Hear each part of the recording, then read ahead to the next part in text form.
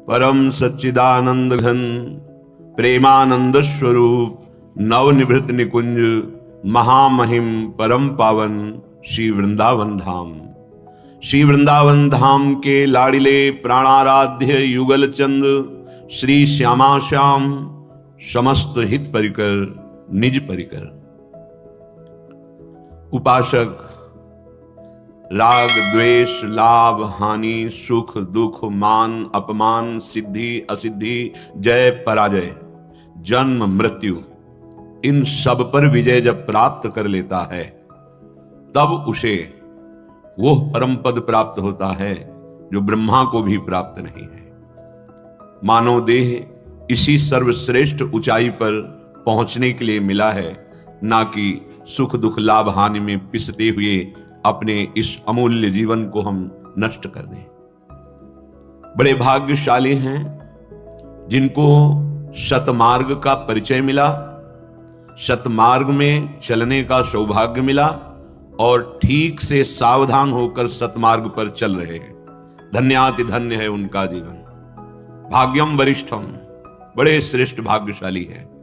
नहीं तो हमारा समय केवल व्यर्थ किया जा रहा है त्रिगुण माया के आकर्षण में। यहां ऊपर से सुख की लेबिल लगा दी गई है, अंदर केवल दुख ही दुख है, चाहे वो कोई भी इंद्रिय का विषय सेवन हो। अगर हम केवल धर्मयुक्त विषय सेवन करते हुए एकमात्र प्रभु की प्राप्ति का लक्ष्य रखकर समस्त कर्म भगवान को अर्पित करते हुए सतत स्मरण का अभ्यास करें, यही परम सतमार्ग है।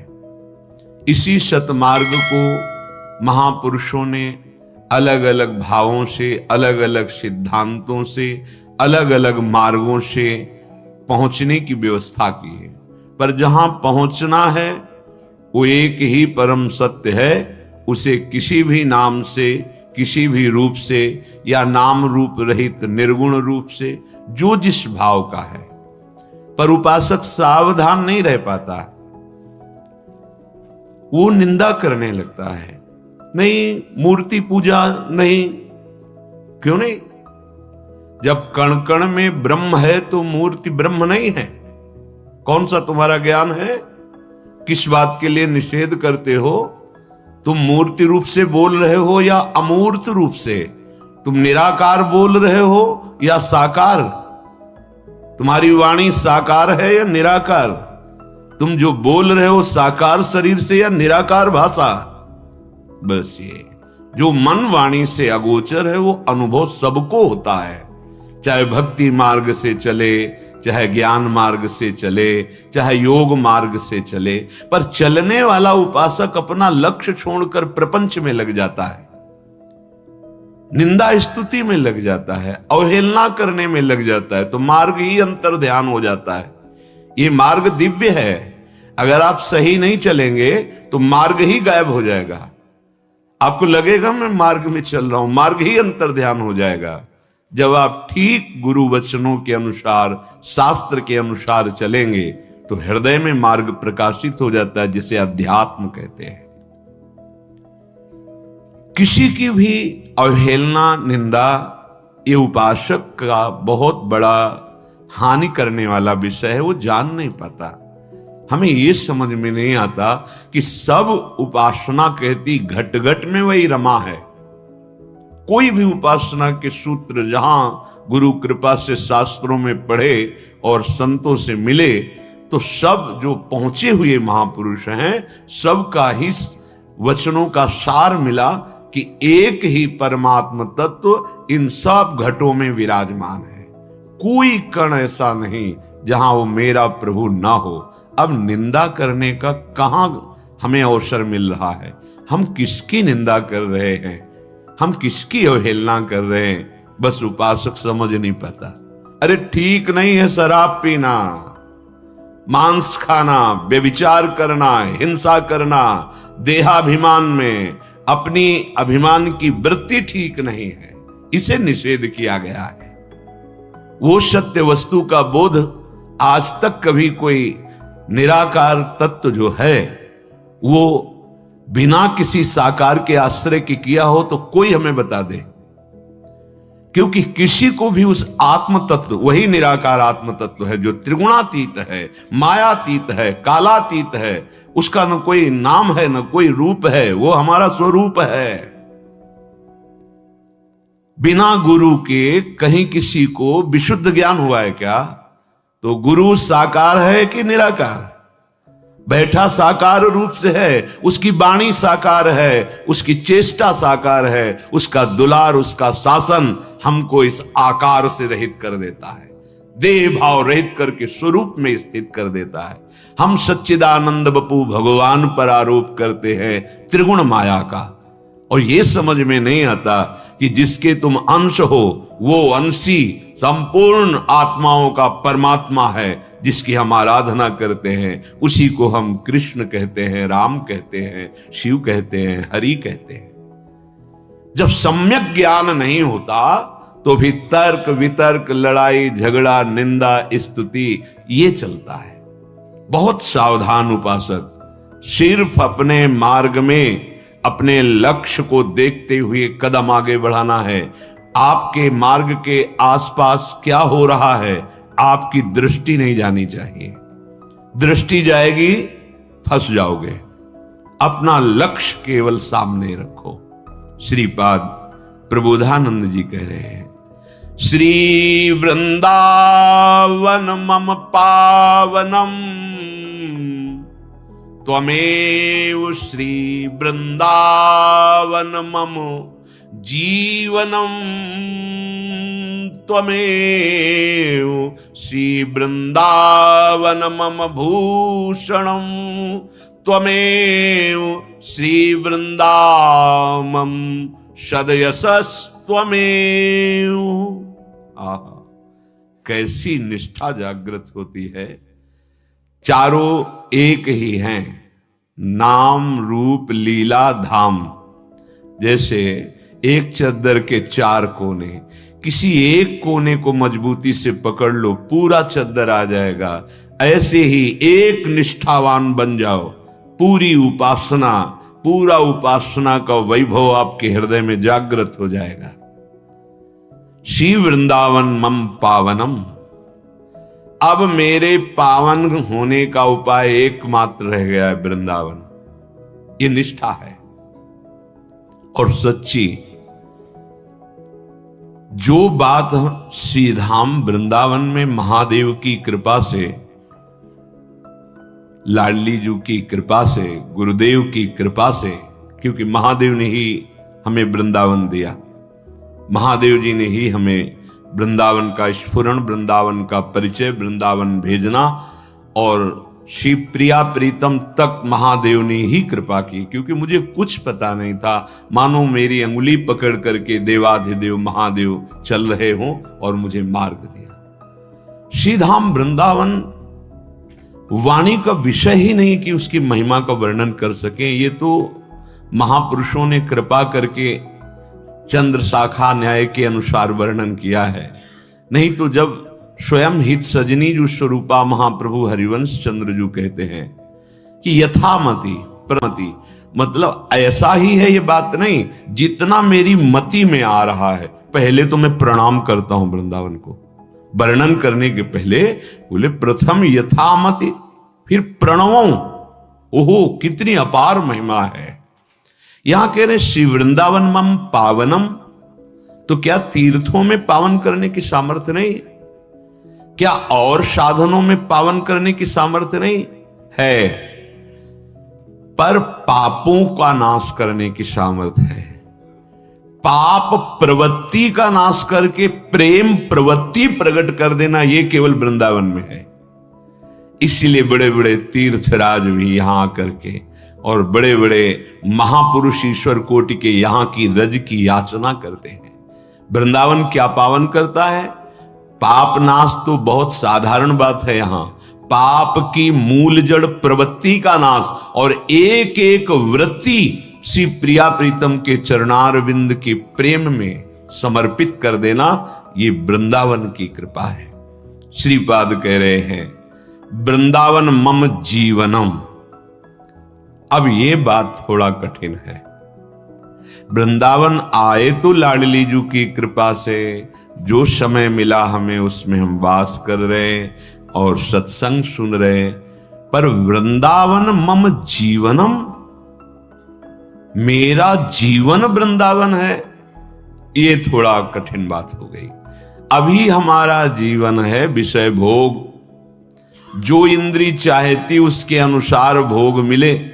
अभी हमारा जीवन है अनुकूलता, सुख, सम्मान नहीं, अभी वृंदावन जीवन नहीं हुआ। जब वृंदावन जीवन हो जाएगा तो तुम बिक जाओगे, तुम्हारा अस्तित्व मिट जाएगा, मैं वृंदावन में समर्पित हो जाएगा। ये वो वृंदावन है। श्री लालजू महाराज, कोई ऐसा त्रिभुवन में नहीं जिसके चित्त को आकर्षण न करे।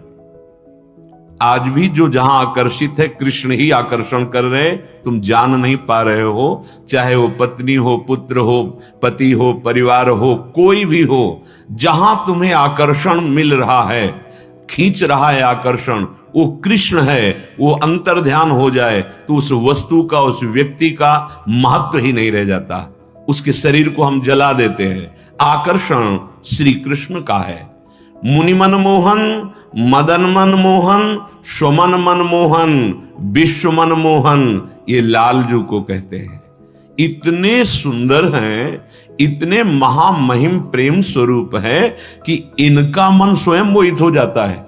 स्वमन मन मोहन, अपने प्रतिबिंब को देख करके अखिल लोक सौंदर्य माधुर्य निधि मधुराधिपते अखिलम मधुरम, स्वयं मोहित हो जाते हैं। ऐसे लालजू के मन को श्री प्रियाजू ने अपने अधीन कर लिया है।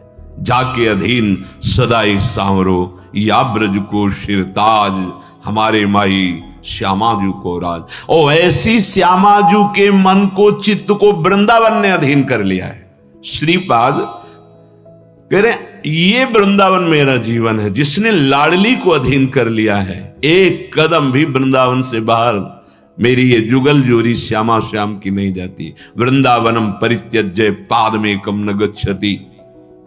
जो अवतार लीला में आए वही अवतार लीला में आगे गए। जो नवनिवृत्त निकुंज विलासी, अनादि अनंत काल तक जिसकी महिमा को कोई स्पर्श नहीं कर सकता, ना काल ना माया, वो हमारे बिहारी विहारिन जो कभी एक कदम वृंदावन से नहीं जाते। वो मम जीवनम, इसमें बिकना होता है। देखो, किसी भी मार्ग में सत वस्तु के प्राप्ति के लिए असत का राग रहित होना वैराग्य, और जो सत्य जाना है उसमें दृढ़ होना, रति होना अत्यंत आवश्यक है। हमारे तीनों शरीर असत हैं। ये स्थूल शरीर, सूक्ष्म शरीर, कारण शरीर, तीनों लोक असत हैं, चूंकि ये माया के द्वारा रचे हुए हैं।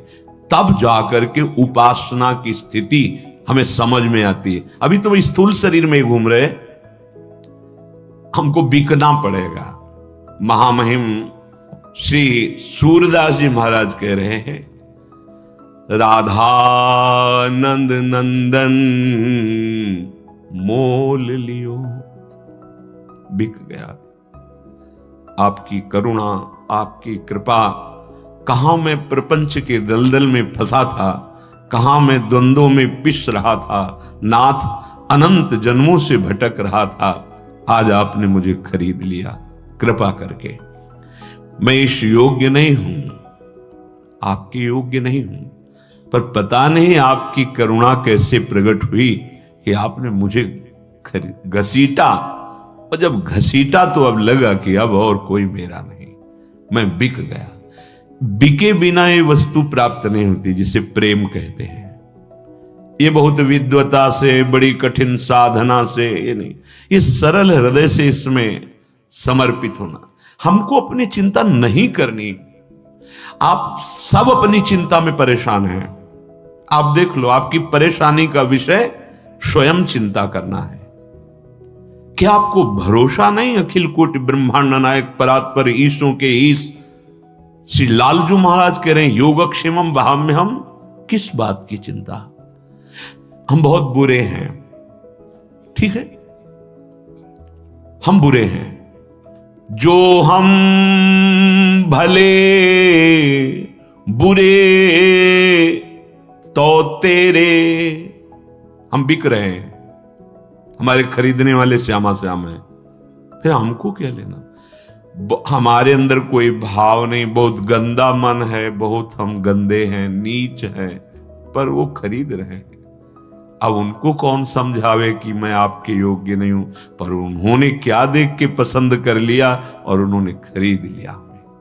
जैसे भी है, हम भले बुरे हरि तेरे, हृदय में बैठा लो, ये सब सिद्धांतों का सार है। अब हमें किसी और की तरफ नहीं देखना, दूसरो न कोई, हम जैसे हैं अपने प्रभु के हैं। प्रभु ने मुझे पसंद कर लिया है, बुरे हैं यद्यपि, ठीक है, पर प्रभु ने पसंद कर लिया। बहुत गंदी जगह लोहा पड़ा है, छूने लायक नहीं, पर पारसमणि ने स्पर्श कर लिया तो सोना बन करके भगवत आभूषणों के रूप में वही विराजमान हो गया। इसमें लोहे की कोई योग्यता नहीं थी, इसमें पारसमणि का प्रभाव था। ये कृपा का प्रभाव हुआ कि मैं किसी योग्य नहीं और मुझे प्रभु ने अपना लिया। कभी आप ऐसा सोचते हैं? एकांत में कोसते रहते हैं प्रभु को, ऐसा क्यों नहीं किया, ऐसा क्यों नहीं किया। तुम उनको क्या समझते हो? केवल तुम मांग ही करते जा रहे हो और तुम विचार नहीं करते हो कि वो महाप्रेमी महाकरुणा में तुम पर कितनी कृपा कर रहे हैं। कभी एकांत में बैठकर उनसे बात करते हो रोते हुए कि मैं तो स्वार्थ के वशीभूत हो करके क्या क्या नहीं कर डाला, लेकिन आप फिर भी हम पे कृपा कर रहे हैं, आप हमसे रिश नहीं कर रहे, आप हमसे नाराज नहीं हुए। बलिहारी है आपकी उदारता और आपकी करुणा की। जो हम भले बुरे हरि तेरे, ये बहुत बढ़िया सूत्र है। बिल्कुल बिल्कुल आनंद में डूब जाओगे अगर ये बात आ जाए। हम छोड़ ही नहीं पाते अपने आप को, हम नहीं छोड़ पाते हैं, अर्थात हम देह भाव, ये अभिमान, ये समर्पित ही नहीं कर पाते, केवल बाहरी बातों में भटकते रहते हैं। जिस समय उपासक प्रभु को समर्पित भाव कर लेता है, उसी समय से वास्तविक अध्यात्म प्रकाशित होता है। बात समझना, बड़े से बड़ा कठोर साधन करने पर भी वो स्थिति झांकने को भी नहीं मिली। जब अनाथ होकर, अशरण होकर उन दीनानाथ की शरण में हुए तो जो बात समझ में आई वो कठोर साधनों से भी नहीं समझ में आई। तुम्हें हमारी लाज बढ़ाई, बिनती सुनी प्रभु मेरी, हम भले बुरे जैसे भी, हे हरि तेरे। प्रभु अब आपने जब हाथ पकड़ ही लिया है, शरण में ले ही लिया है, तो अब हम बेपरवाह हो गए, क्योंकि ये जिम्मेवारी अब आपकी है। मुझे कैसे चलाओगे, क्या बनाओगे, हमारी निंदा होगी कि यश होगा, ये अब आपके ऊपर छोड़ दिया। ये द्वंद्व विमुक्ता, अब हम किसी द्वंद्व में फंसने वाले नहीं, निर्द्वंद होकर आपका आश्रय लिया, या आपका आश्रय मुझे निर्द्वंद कर दिया। हे हरि, सब तज तू शरणागत आयो, ये बात देखनी है। यहां हम फेल हो रहे हैं। हरि ने तो कृपा करके हमको पसंद किया, मनुष्य शरीर मिलना, साधु समागम मिलना, भगवत चर्चा सुहाने लगे, नाम जपने की इच्छा होने लगे, गलत आचरण छूटने लगे, मान लो विशुद्ध कृपा भगवान की हो गई। सब ऋषि मुनियों का आशीर्वाद आपके ऊपर लागू हो गया, बिना मांगे आपको आशीर्वाद मिल गया। अब हमारी जो कमजोरी है, जो शरणागति में हमें लक्षण शरणागत के हैं, निश्चिंत, निर्भय, निशोक, संशय रहित, विपरीत भावना का त्याग, ये जो हमारे अंदर नहीं आ रहा, उसका कारण है कि शरणागति होती है सब तजी तुम शरणागत आयो। ये नहीं हो पा रहा है, ये नहीं हो पा रहा।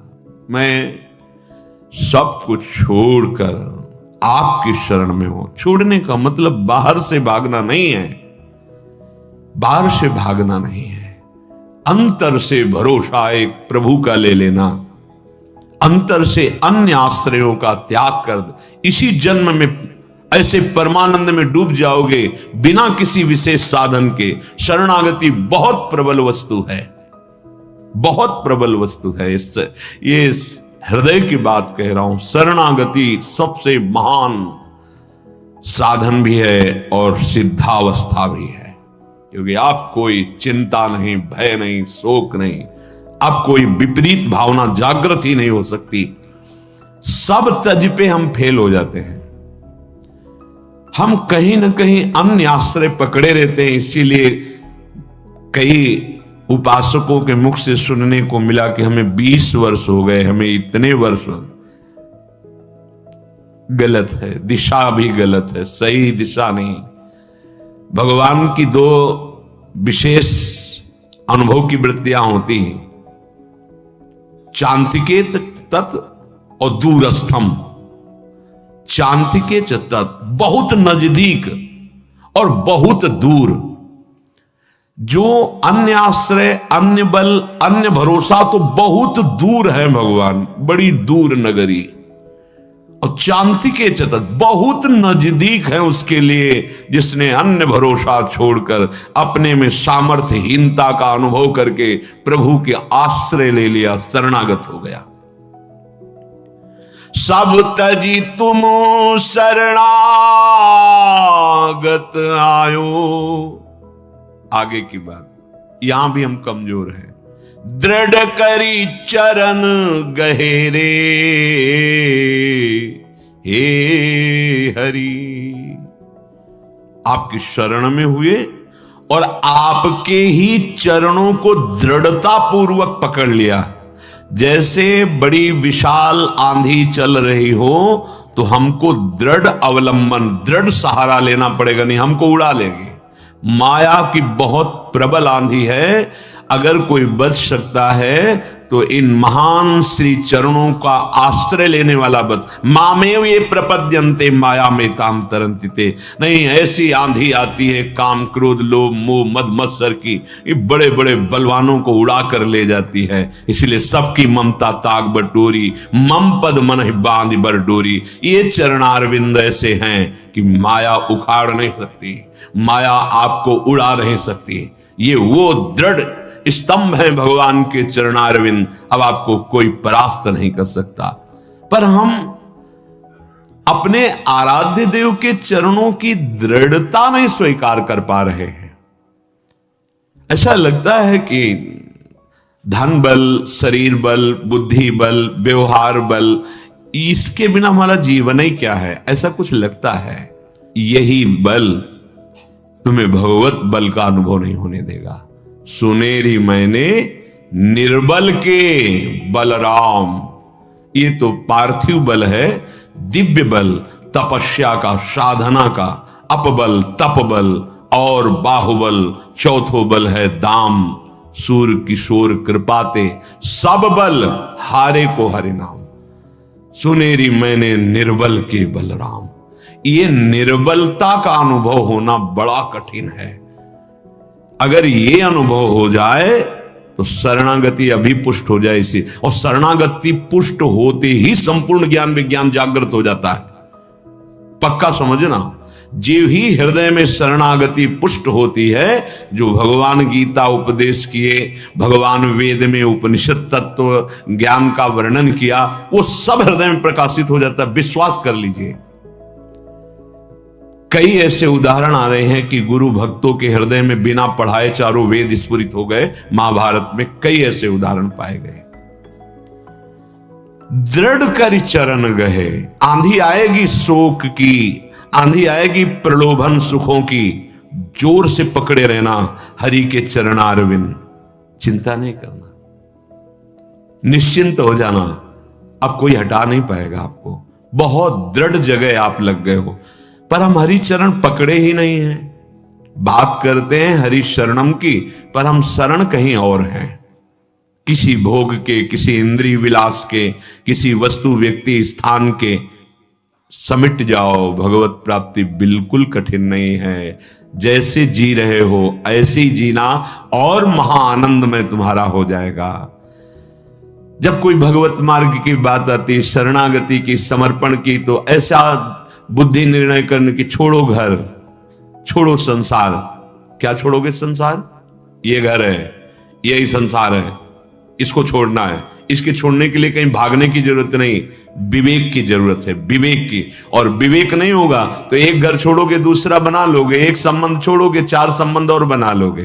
फंसना ही है। मन में जब तक अपेक्षा है तब तक फंसोगे। विवेक हो गया, निरपेक्ष हो गए तो घर में रहते हुए भी महात्मा हो जाओगे। ध्यान से सत्संग सुनो।